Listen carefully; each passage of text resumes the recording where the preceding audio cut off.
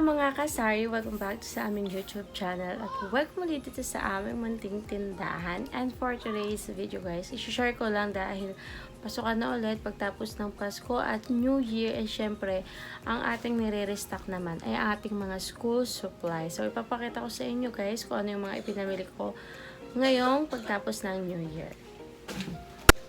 So bali guys, meron ako dito 1, 2, 3, 4, apat na eco bag. So, hindi ko na siya pinabox. Usually, pinapabox ko pag namimili ako kay Rural Bazaar. Yun yung pangalan nung school supplies na aking mga pinagbibilhan dito sa may Angono Rizal. Kay Rural Bazaar kasi, mas kilala siya dito na bilihan ng mga school supplies kasi talagang mas mura. Unlike nga sa iba. Meron din dito ang Pandayan Bookstore pero mas mababa din ang presyo talaga kay Rural Bazaar. And, ang total nga pala ng ating pinamili ngayon ay 3,949 pesos. So, bali, apat na page yung ating napamili ngayon kay Rural Bazaar. And, etong mga color pink na eco bag is sa kanila ko talaga to nabili. Kasi nga, nung minsang bumili ako is, wala akong or hindi ako nakapagdala ng eco bag. So, bawal na kasi dito yung mga plastic na dala-dala. Kaya, ang lagayan lang nila is yung mga, katulad nito, mga paper bag lang. So, pag medyo marami-rami at medyo mabigat yung laman is masisira agad. Kaya, nung time na yun is bumili ako. Actually, pa isa-isa lang to nabili. Hindi ko to nabili ng tatluhan. Kapag may times naman na bumili ako ng maramihan, na box siya, tapos kulang pa rin, hindi pa rin kasya dun sa box na provide nila, bumili ulit ako ng isang eco bag. So, bali nakadalawang pamili ako ng medyo marami nung August ata yun, bago magpasukan, and then mga November yung second time. Pero minsan, nakakapamili ako sa kanila na pakonti-konti. So, hindi ko na yun nabablog. Pag pakonti-konti or restock lang ng iilan. So, ngayon is January na nga guys, dahil nga magpapasukan na ulit, ay nag-restock na tayo kasi dapat December magre-restock ako. Pero naisip ko kasi na magbabakasyon na, kaya hindi na ako natuloy mamili. And ayun nga, nagkaubusan na yung ating mga stocks ng school supplies. And may additional eco bag na naman tayo guys. Ayan. And meron na siyang pangalan. Ayan. Rural Bazaar. Since 1971. So, ito yung eco bag. Ay, hindi ko naman ito binayaran. Dati, binabayaran ko yung mga eco bag na aking ginagamit or pinaglalagyan ng mga pinamili ko. Ito guys ay binigay sa akin ngayon, and ang sabi sa akin ng nag-assist sa akin is every time na mamimili ulit tayo kay Rural Bazaar ay dadalhin natin itong eco bag na to. Hindi ko lang masyadong naklaro kung less 10 pesos or less 10% yung discount kapag dinala natin itong eco bag na to. So, kasi guys, umpisa natin unbox, i-haul yung ating mga pinamili kay Rural Bazaar. So, dito guys, medyo mabigat-bigat yung unang eco bag natin kasi ang laman nito guys ay tag-iisang rim ng bond paper na long. So, ito yung binibili ko hard copy kasi maganda yung papel niya, makapal. Nung una kasi may nabili ako is manipis, so pangit. Basta pangit siyang ibenta, pangit din gamitin. Kahit ako yung bibili, hindi ko siya bibilihin. Hindi na ako ulit. And another one is Oslo paper. So, mabenta kasi dito sa amin yung mga bond paper, mga Oslo paper, dahil nga nagtitingi kami. So, tig-isang rim. Ito guys, yung bond paper natin na long and Oslo paper is 0 na talaga. So, tuhot na. Ubus na talaga sa ating tindahan. And, ito naman, isang rim ng intermediate pad. So, ito guys, ay bentahan ko dito is 30 pesos. Hindi ito yung usually brand na kinukuha ko, pero wala kasi sila nun. Ito lang yung available sa ngayon. So, ito ay Genius Intermediate Pad. So, ang bentahan ko pala guys ng intermediate pad is 30 pesos. Hindi ako nagtitingin ng intermediate pad kasi hirap hatiin. So, yun. Pero may mga nagtatanong din. So, etong pangalawang eco bag naman natin. Ang mga laman ay, siyempre nakita nyo na, unahin na natin to. Mayroon ako dito Take 6 pieces ng brown envelope, short and long. And, next naman natin guys, ay meron ako ditong kinuhang, biniling, dalawang pad ng yellow pad. Dalawa lang kasi hindi naman masyadong mabili to. Mas mabenta pa yung tingi ko niyan kesa doon sa per pad. So, dalawa lang kasi meron pa tayo doon. And 10 pieces na Manila paper. So, dito naman guys is 12 pesos ang bentahan. Dating 10 pesos pero nagtasa siya guys. Kaya 12 pesos na ang isa. And then, meron ako ditong index card. 1/2 index card ng white is 1 peso. Yung colored is 2 pesos. And then, meron ako ditong clear packaging tape. Meron tayong 5 pieces. And, benta ko nito is nasa 42 pesos. Nagalaw yung ating camera. And then, next naman is itong duct tape. So, itong duct tape guys, bumili ako ng dalawa kasi super dalang naman yung naghahanap. Pero at least meron tayong available. Ito is medyo mahal kasi itong duct tape. Kaya, hindi ganun din talaga kabili. And hindi naman ganun ka dalas gamitin yung mga ganitong klase ng tape. So, ito ang bentahan ko nito is nasa 83 pesos ang isa. So, medyo pricey na itong duct tape natin. Sticky note. So, pagkatanda ko is 22 pesos or 26 ang isa. Bubili lang ako nito para sa amin. Pero kung syempre, kung may bibili ng isang pad ng sticky notes, ay ibibenta rin na rin natin habang hindi pa naman natin nagagamit. So, yun. Next natin is yung pangatlong eco bag. Mayroon ako dito 10 pieces na plastic roller. So, bentahan ko nito is 9 pesos ang isa.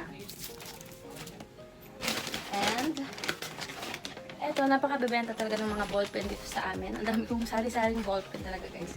And kumuha ako, or bumili pala ako ng dalawang box ng Flex Stock. Itong Flex Stock, ito yung isa talaga sa pinakamabentang ballpen bukod doon sa Panda. Ito yung, ayan, dipindot siya. Mabenta sa amin, kaya dalawang box yung aking kinuha and 10 pieces ang bawat box. Ito naman, Flex Stick 0.5. Yung Flex Stock is 0.7. So, ito, hindi na siya dipindot. Ayan. Ito ay, ang bentahan ko pala ng mga ballpen dito guys is puro tig 10 pesos. Kahit anong klase yung ballpen na binibenta ko. Meron din akong ordinary na may gel or yung ordinary na sign pen. 10 pesos ko lang yung binibenta. Pero online ko lang yan nabibili sa mga Shopee, ganyan. And then, meron din ako dito mga lapis. So, nasa yung isa pa. Ay! So, yun nalaglag. Yung isa. So, eto. Yan, nalaglag na kasi sa box. Dalawang box yung binili ko na Mongol number 2 na medium. So, wait lang. Ilalagay lang natin sa box. Meron din ako dito jumbo na ito yung nilagyan ko lang to ng code dun sa aking display na kasi para dun sa pricing. So, ito is a black jumbo. Yan. Black jumbo kasi meron akong jumbo na kulay yellow. So, ito pala guys is 12 pesos, 10 pesos din itong mga Mongol. And yung jumbo na Mongol na yellow is 14 pesos. So, meron ako isang box ng fastener. 1 peso or 2 pesos ang benta ko ata. Hindi ko sure. Hindi malala. Ito. Ayan. Ito ay isa sa mabenta dito sa aming tindahan. Ayan. Pero dahil alam ko 50 pieces. Ano ba naman ito? 25 lang pala. So, yan. 25 pieces lang pala. Expected ko talaga nasa 50 pieces. Kaya isa lang ang kinuha ko. So, siguro mag-addition na lang tayo kapag medyo konti na lang. So, 10 pesos din ang bentahan ko ng Panda. And then, meron tayo ditong mga marker. Ito, permanent marker and whiteboard marker. Ito ay 16 pesos. And ito naman is 21 pesos. So, mas mahal yung whiteboard marker. And meron din ako doon 10 pesos na permanent marker. So, sa Shopee ko lang din yan na-order. And then, meron ako dito mga crayons, 16 colors. And, nasa na yun? May binili ako dalawang 16 colors and dalawang 8 colors or 8 pieces. So, hindi ko maalala magkano yung bentahan. Ito pala. Nasa side. So, yan. Tig-dalawa lang yung binili ko kasi medyo mahal tong crayons. Yung Crayola. May isang brand akong binibili. Joy ata yung tataklan. Kaso out of stock. Kaya nagkuha na tayong tig-dalawa. And then, meron din ako dito mga ito pala guys is yung mga maliliit. Kaya meron i-open. So, may mga correction tape ako dito. Malaki. I think nasa 40 pesos ata itong malaki. And, ito, 16 pesos yung maliit. Malaki pa din. 5 pieces yung bili ko niyan. And itong Hello Kitty and Frozen is 16 din ata yung bentahan ko nito. Kung para silang 0.5. Basta nasa ganito lang or hindi abot basta ng 20 pesos ang isa. Ayan. So, mali tig 5 pieces to. Tig 3 pieces to. Ayan. So, yun. Ayan. Meron din ako dito. Correction pen. Nasa 20 pesos I think yung correction pen. And first time ko lang to magtitinda ng Magic Touch. May naghanap kasi niyan pero wala akong available. So, kumuha lang tayo ng dalawa. Kasi mas mabenta pa rin yung patik na correction. And, ayan. Meron tayo ditong gunting. I think ang size nito is yung medium and large. Nice. Tanggal. So, yun. Yung ganito guys is tig pa 5 pieces yung binili ko. So, hindi ko maalala kung 12, basta wala pa atang 15 pesos isa or 16. And ito, basta walang 20 pesos, basta 19 pesos lang ata. Guys, na mo problema ako ngayon kasi ang ganda po ng sulat nung nag-assist sa akin. Hindi ko masyadong maintindihan yung sulat niya. Ayan guys. Makikita nyo guys. Ayan, so babasahin natin mabuti para makita natin yung presyo ng bawat isa. Kung may nagtaas ba o wala. So, ito, nag-addition na lang ako. Ito ay Jobos. 5 pieces lang din, kulay black. Meron ako dito 10 pieces ng sharpener, 10 pieces ng eraser. So, kailangan ko ng tig ilang piraso. So, ito guys ay tig 4 pieces. Ito ay binder clip. So, may naghahanap kasi nito. Kaya konti lang. At least may available tayo. Okay. At punta naman na tayo guys sa pinaka-last na eco bag. I have 5 pieces ng 3/4 na clear. 3/4 ba to? Alam ko 3/4 yung order ko eh. 3/4 na clear tape. Or scotch tape. And then, 1 pack of wrapping paper. Ito ay nasa 50 pieces ang isa. So, piece or dos ang bentahan ko niyan. Hindi tayo sure. And next naman natin guys is itong plastic envelope. Meron tayong long and short. White long folder is nasa 11 pesos atang isa nito. So, bumili ako ng 10 pieces kasi napakabenta nitong white folder na to.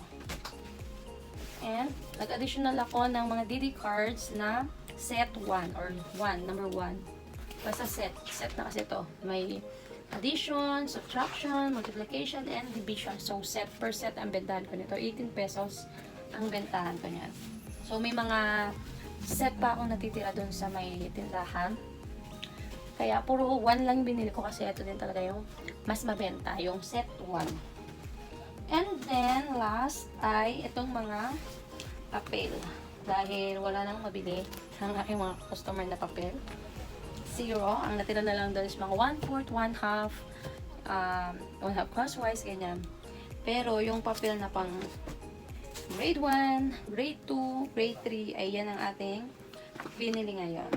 So, yan. Meron akong 3, 4, tapos, meron tayong, ano ba ito? Meron tayong 1 and 2. So, 1, 2, 3, and 4. Dahil wala na tayong papel. So, yun lang guys, yung aking pinamili sa Ruray Bazaar na nagkakahalaga nga ng 3,949. So, yun guys, napakamahal na talaga ng bilihin guys. So, ito lang yung ating mga napamili. Ito yung aking mga nire-stock ngayong after New Year's.